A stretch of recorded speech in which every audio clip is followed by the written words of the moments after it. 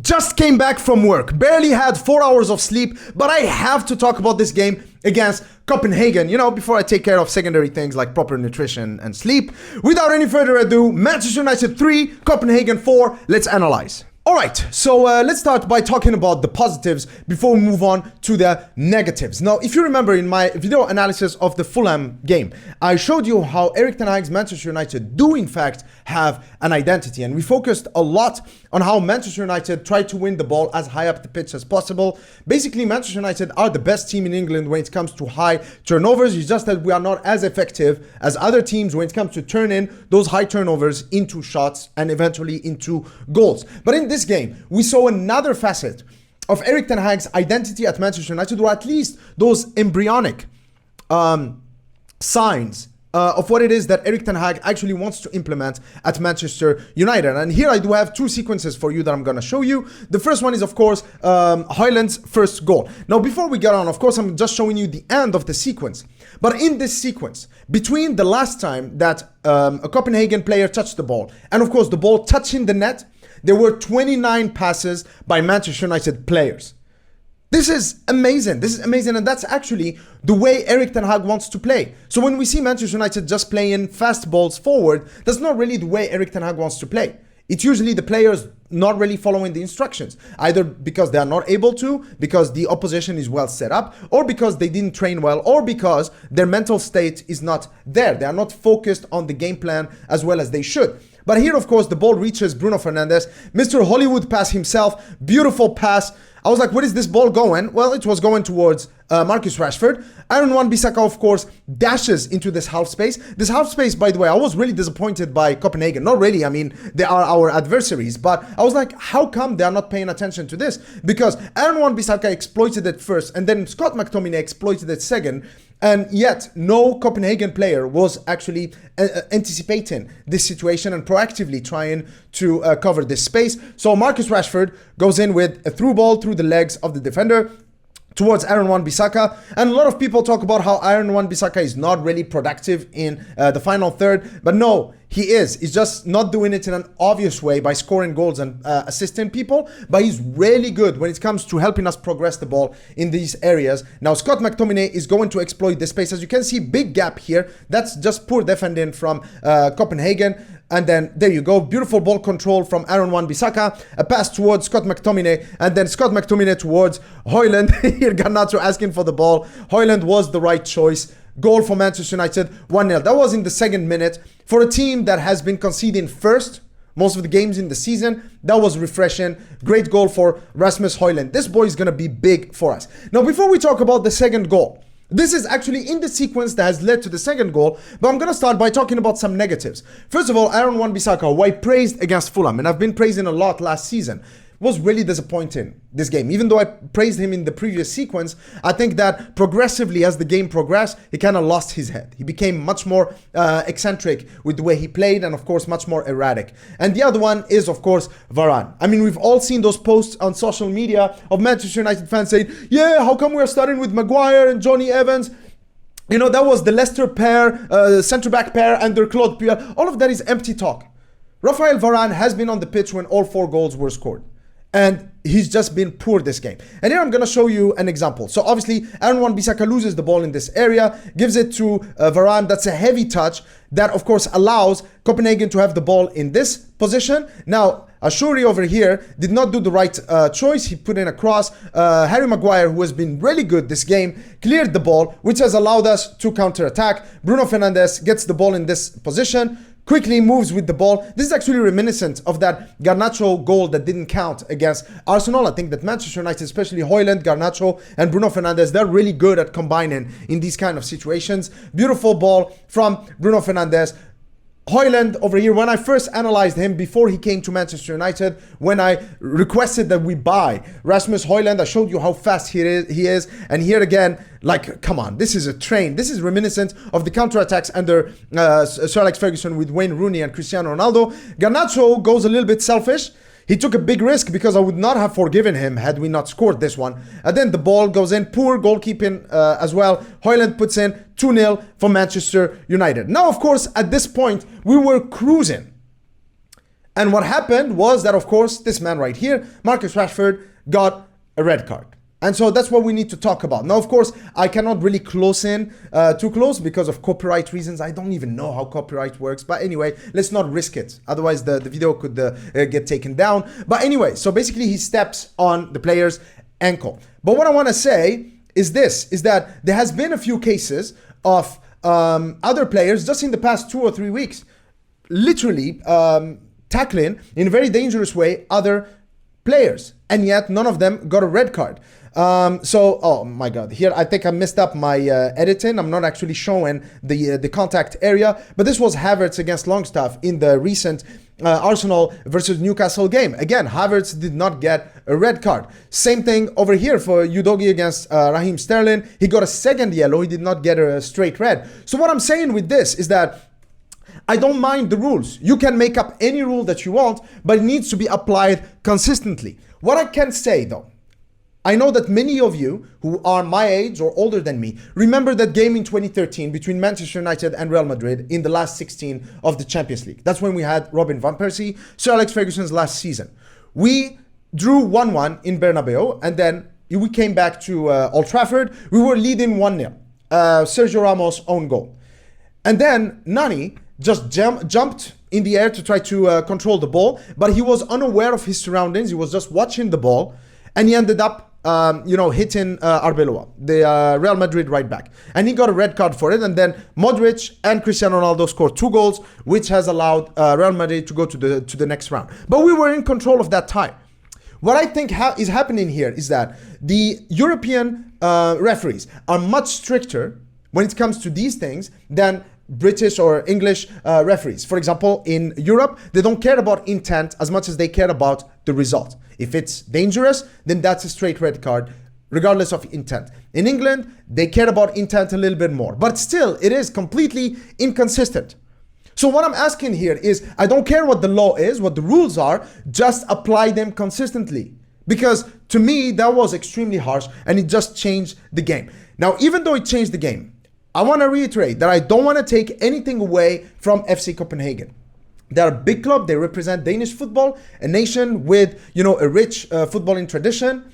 They played very well, not only against us in this game, but against us at Old Trafford, also against Bayern Munich and Galatasaray. They play progressive football. They play with a lot of passion. Fair play to them.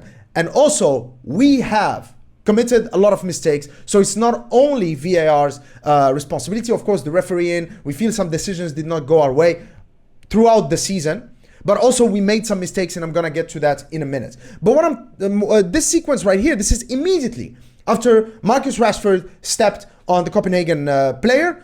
We were, of course, in a counter-attack. Beautiful. Again, Garnacho, Bruno Fernandes, and Højlund. Højlund finds himself in a very good situation.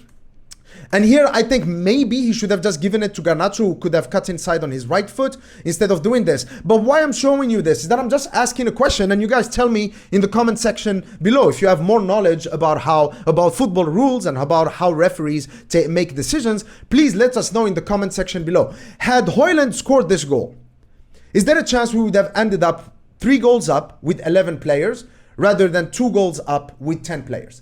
Is there a possibility that this would have happened? Because to me, this is also an important event in the game. So now let's move on to, of course, Copenhagen scoring goals. Now, by this time, after Marcus Rashford was out, we were playing with 10 players. And this man, Bruno Fernandes, again, very good performance from him, was playing both right winger and attacking midfielder.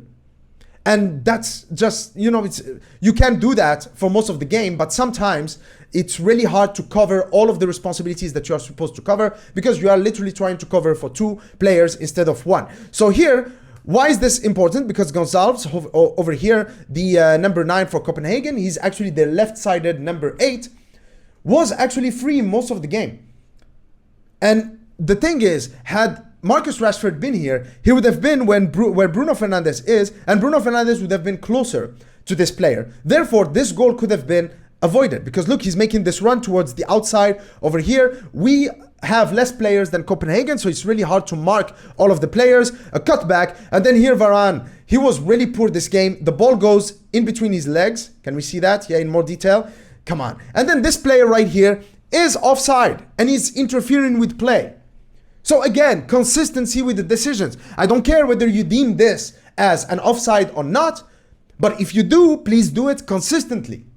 Because, there is no denying that referee decisions have been hurting Manchester United this season. So anyway, 2-1 for Copenhagen.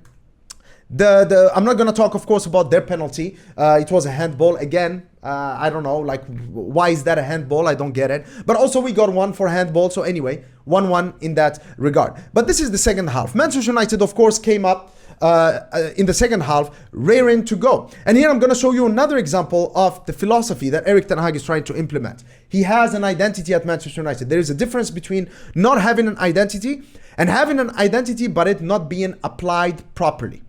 And here, Diogo Dalot is the one starting. This is in the build-up phase. Onana literally just gave him the ball.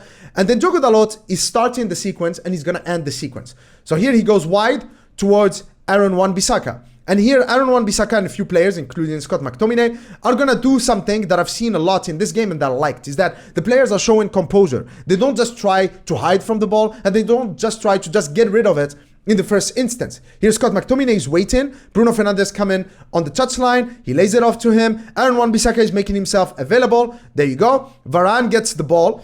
Amrabat here is occupied, but it doesn't matter. Højlund is coming deep to get the ball. He's got good hold-up play, so we have to use him. Now Amrabat is free, lays it off to Amrabat, goes towards Garnacho. He doesn't target Dalot straight, but goes towards Garnacho in empty space. Dalot is still moving forward into this half space right here. Garnacho lays it up to him, and of course Højlund, who came deep to hold up the ball, is now moving into the far post. Beautiful pass.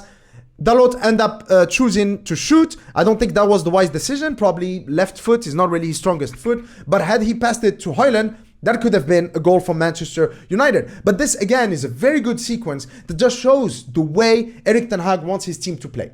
These are his ideas, his footballing principles, but they are not applied every time on the pitch for various reasons. Now, another example of how we win the ball high up the pitch. This is again what I talked about in the Fulham video, in the Fulham analysis. Bruno Fernandes here wins the ball high up. And again, this could have been the 4-2 goal from Scott McTominay. This could have killed the game. So Bruno Fernandes, instead of moving here, he chooses to cut it back towards Scott McTominay, which I think was also the right decision. But the execution wasn't right. It was too overhit behind Scott McTominay. It was not laid properly, and of course Scott McTominay doesn't hit the target with it. But this could have changed the game. That would have been 4-2, would have killed the game by then. So again, what I'm showing here is that of course VAR did not work in our favor. It was not entirely fair, but still, we were the architects of our own demise. So Copenhagen's third and fourth goals were actually our own doing. And here where I'm going to be harsh with some of the Manchester United players. For example, here Aaron Wan-Bissaka, uncharacteristic of him. What he does, look at this, overhit, not in the right area, towards Onana. He struggles with controlling it. They get a corner kick. Actually, I'm not even sure that went out, but anyway, they get a corner kick. We should not have put ourselves in that situation. From that corner kick, Copenhagen find themselves in this situation right here. Diogo Dalot, I've noticed that a lot of our fullbacks really cannot defend crosses. And here, Diogo Dalot is ball watching, and he's not watching the number 12 over here. He goes in behind him, too slow to react. Goal. Come on, we should not have conceded this goal. It's just too easy, guys. We made it easy. Aaron Wan-Bissaka just gave them possession, and then Diogo Dalot did not defend his area properly. These things are not things that you can coach at this level. You're not going to coach a 24-year-old professional football player that plays in the Premier League how to defend like this. This is how you teach 7-year-olds and 8-year-olds. So they're supposed to know this. At a certain point, we have to understand where does the manager's responsibility stop and where does the player's responsibility start. This is a great example of it. The second one, again, is this one. Varane. Again, he was really involved in quite a few of the goals that we have conceded. Really, I mean, he's out of form. He's not playing well. That's why Erik ten Hag doesn't really start him ahead of Maguire and Evans. I think Johnny Evans has been very good for us. Great distribution. Maguire also has improved a lot. So I think that they have to play ahead of Varane. What Varane does is this. He gets the ball, and then for some reason he does this. What is this? Is he playing beach soccer? What is this? Who is this for? You don't act like that as an experienced center back. You play it safe all the time. Onana, Aaron Wan-Bissaka. That's it. That's it. What is he doing? And then now they get the ball. So obviously they're going to find themselves in a very dangerous situation. They find themselves over here. And then a cross is going to come in. Here, there are a few things that I'm not happy with. Amrabat. So, I haven't talked much about Amrabat, but I feel that his first few games, when he first joined Manchester United, were extremely promising. But his last few games, I don't think that he's showing as good of a quality. In fact, I think that he's been a downgrade on Eriksen since he came on in the second half. Here, what I think is that he should not actually be going all this way. So now we end up with 2 Copenhagen players occupying 3 of our players. The other one is, of course, Dalot. He's moving, he's too eccentric in his positioning, knowing that there are 2 players in this area. These players are most likely going to fall in this position, and that's exactly what Rooney Badji over here. By the way, this kid right here, extremely promising. I just posted a tweet when he was warming up. I was like, this guy is a talent, you got to watch him. I think, I may be wrong, but I think that he's currently Copenhagen's top goal scorer, especially in the Danish league. And I am preparing a video on Manchester United's strategy moving forward under Radcliffe. And Rooney Badji is actually a player that I'm using in the case study that I'm going to be using to illustrate how this strategy could work. So yeah, destiny, I suppose, but great goal for this kid is 17. Really exciting talent. But here, Diogo Dalot should have done better. Our center back should have done better. Amrabat should have done better. Just poor positioning. You don't defend this way when you are with 10 men down. You just defend tooth and nail. You try to prevent the opposition from scoring as hard as you can. And yet we conceded so many goals. We just conceded 4 goals after we went 1 man down. And that's just too similar to situations that we've seen before under against Bayern Munich, against Liverpool last year, etc., etc. When we face adversity, we just seem to kind of collapse. So there were some good things, but also some negative things that we need to work on. All right, time for the complimentary philosophical bit from Scarlet Report. This morning, like I said in the beginning of the video, I went to work, having slept no more than 4 hours. Got a cup of coffee, went to my office, and then I saw that someone has printed and stuck a Copenhagen logo on my whiteboard in my office. And I loved it. I loved it. As mad as I was because of the result from yesterday, I thought of something when I saw that, which is that this person, and I know exactly who it is, there are not many Copenhagen fans in the organization where I work. There's one, just the one, okay? Is that person who is a diehard Copenhagen fan, for most of his life as a fan, didn't have much to celebrate, much to cheer for. But yesterday's win, the win that showed that they are the David beating the Goliath, meant so much to him. So much that he had to go out of his way to do what he did. To show me that he noticed and that he loved it. And it got me thinking about something that is so simple, so easy to understand, and that makes perfect sense. It is that in this beautiful game that we call football, everybody needs their moment in the sun. That's it. Everybody needs their moment in the sun. And everybody should have their moment in the sun. Football is a cyclical thing. There's so many amazing teams out there, competing in so many competitions out there. You cannot realistically say, no, I'm going to win all of them. You cannot be a petulant child and be like, no, I got to be in the sun every single day. If I don't win the title this season, then that's it. All hell breaks loose. No, everybody needs their moment in the sun. And as Manchester United fans, we had our moment in the sun. We are in the shadows right now of other teams, but then our moment is going to come back again. Everybody's talking about Manchester City, but most real Manchester City fans, not those who wear, Neymar jersey today and a Tonali jersey tomorrow and Thomas Müller jersey the next day. No, the real Manchester City fans, those who hate Oasis. Yeah, those guys, most of their life as Manchester City fans, they were not even in the Premier League. In their wildest dreams, they would never even step in the Europa League, never mind the Champions League. Okay? Well, now it's their moment to be in the sun. They've never had anything to enjoy. Now it's their time. Let them enjoy it. Arsenal, everybody talking about Arsenal and Arteta, the hipster manager. What have they done? What have they achieved? Their last title was in 2004. Yes, they play exciting football, etc. But still, they have nothing to show for it. They are not reaching anytime soon anywhere near the domination that we had as Manchester United fans. Everybody talking about Jurgen Klopp. But Liverpool, since the inception of the Champions League, of the Premier League, have been in our shadows. They've only won 1 Premier League title. That's it. And they've had 2 Champions Leagues, one under Rafa Benitez and the other one under Klopp. True, they have an exciting team and their recruitment is better, etc., etc. But still, it's nothing. They are in Pep Guardiola's shadow domestically, and they're in the shadow of teams like Real Madrid and Bayern Munich on the continent. Everyone talking about Angie. Yeah, Angie. If Angie comes into Manchester United would win the treble. Look at Spurs. Oh my God, how come Angie just came into Spurs and that's it, they're playing so well? What are you talking about? When did Spurs fans ever get to enjoy anything? The only thing they got to enjoy is selling Bale to Real Madrid, reaching the Champions League final that they lost to Liverpool. You know, coming this close to winning the Premier League only to see Leicester City win it. They are the ultimate butlers. What do they have to celebrate? Nothing. So let them have their moments in the sun. It's perfectly fine. And so we cannot be selfish. You can look at some of the biggest clubs in the world. Barcelona in the 90s. Real Madrid, who are so dominating. I remember them in the mid-2000s. They used to always get out of the Champions League in the last round of 16, losing to Juninho's Lyon. That Lyon team was amazing. And only after they bought Cristiano Ronaldo did they start actually going further in the Champions League. Bayern Munich, where were they in the 90s? Italian clubs in the 80s and 90s were the Premier League clubs of today. And yet, where are Serie A clubs right now? Serie A is not doing as well. It's a cyclical thing, guys. And the moment you understand this and you just accept it in your life, it makes supporting your team much more enjoyable. For example, for me, I can see the positives. At the same time, I can be disappointed in the result, but I can also look forward to the next game against Luton Town because I've seen some good things against Copenhagen.